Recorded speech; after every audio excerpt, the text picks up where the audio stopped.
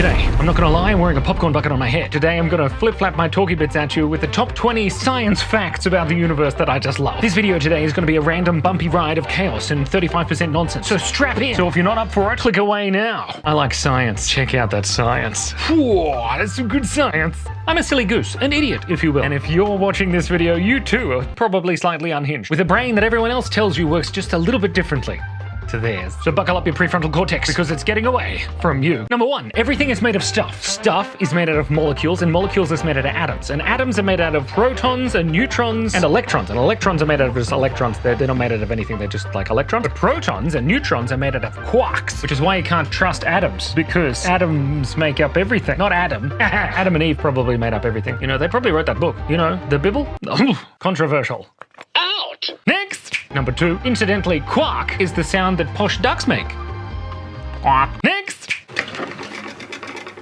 Number three, the smallest measurable distance that you can even coherently talk about is called the Planck length. I don't know where they got the Planck or how they found it, like finding a needle in a haystack, only it's the size of the Planck length, and the haystack has made it the whole universe. That's one hell of a find a puzzle, where's Wally, or Waldo, depending on where you are in the world. I wonder if the Planck length is wearing like a little beanie and a striped top and carries a cane. Next! Number four, the best shopping licks. The shopping licks? Yeah, the ones? Go to the shops. You just lick all the fruit? That's what the shopping licks is for. No, a shopping list is the one that you write down and then you immediately don't forget about. Whereas your underpants are the ones that you put on and immediately forget about, because you don't want to be thinking about your own underpants all day.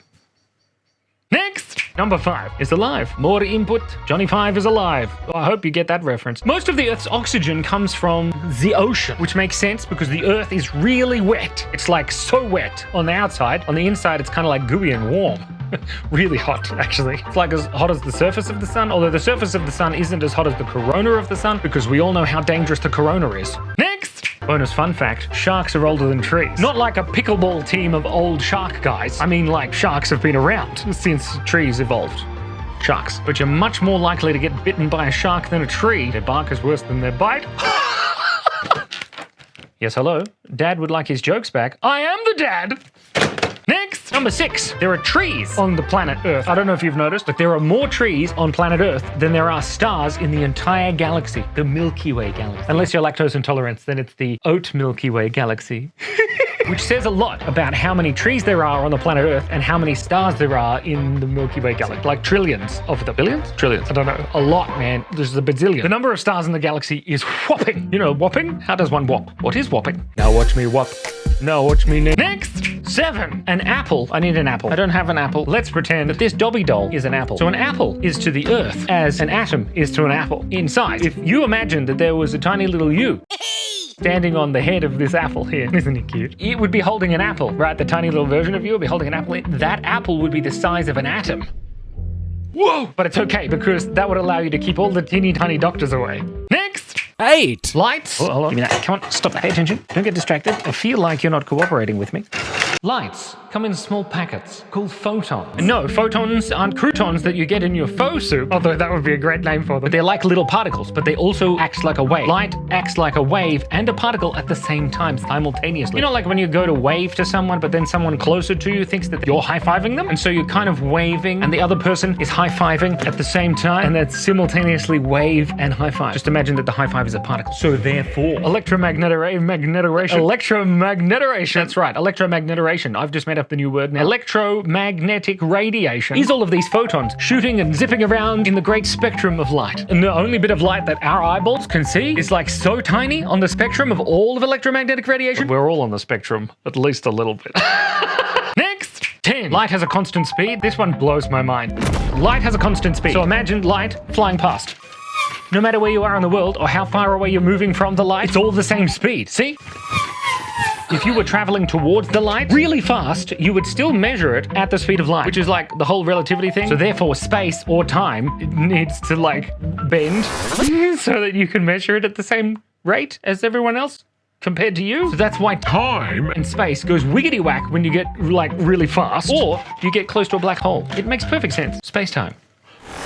Next! Incidentally, number 11 is gravity, because gravity is the warpage of space-time, which is why black holes are black. Although they're not really black, they're just kind of the lack of light, because the light actually can't get out of the black hole, because past the event horizon, you go to the end of time, which is like a fast forward button for the entire universe, but only for you inside the black hole, and you can never escape, and then you die. Good time. Also, this means that because your feet are closer to the Earth, which is a big gravity mass, and your head is further away, depending on how tall you are, your head is actually older than your feet by like a trillionth of a second or something. Isn't that ridiculous? Which is probably why your feet smell, because they're older and smellier. Next! Number 12, there is no air in space. It's vacuum. It's a near vacuum. There's a little bit of air. Like, there's a couple of hydrogen atoms floating around there. And if you, like, scoop them all up, you could make a little bow to put in your hair. What? You will put it in my hair. It means that it's a great insulator, a vacuum, which is weird. You think it's freezing cold in space, which it is, but you don't lose your heat that quickly as much as, like, a cold wind, because there's no air to, like, take away the heat. In the sun, in space, is really hot. But in the shade, it's really cold. But you don't lose your heat quickly. You just, it's bad. There's no atmosphere, you can't even breathe. Next! Number 13. You can smell petrichor, which is the smell of, like, rain on wet earth, or dry earth even, and you can smell it better than dogs, even good dogs. Who's a good dog? But like a bajillion times better than that, which is cool, because we're humans. That's our superpower. That and self-awareness. Next! Number 14, the universe is quite big. If you shrunk the whole universe down so that the sun was the size of a full stop on a page of text, the nearest star to that full stop sun would be 6.4 kilometers away, or 4 miles in imperials. Keep in mind though, if the sun was down the size of a full stop, then the Earth would be 100 times smaller than that in width. You would be standing on there with an apple, and then you would be even smaller than that. Your apple would probably turn into a black hole because it's so small, and it's tiny, it'd take all the teeny tiny doctors away. Next! Number 15, if you go straight forward in 50 kilometers, you end up on land or in the ocean, on Earth, at a curve, because, you know, the Earth's curved and stuff. It's not flat, I know. But if you go straight up 50 kilometers, you're in space, you can't breathe. So it's like super thin, man. We live on a tiny, thin veneer of atmosphere on the planet. Shout out to everybody else who's scared about that. Out! Number 16, poplar trees. Everyone loves those trees. They're poplar. Poplar trees are named poplar trees because they were planted near areas where people would meet and congregate in ancient Rome times. Rome had Latin as a language, and poplar is kind of like the word populus, which is like means people. So that's like poplar trees. They're tall.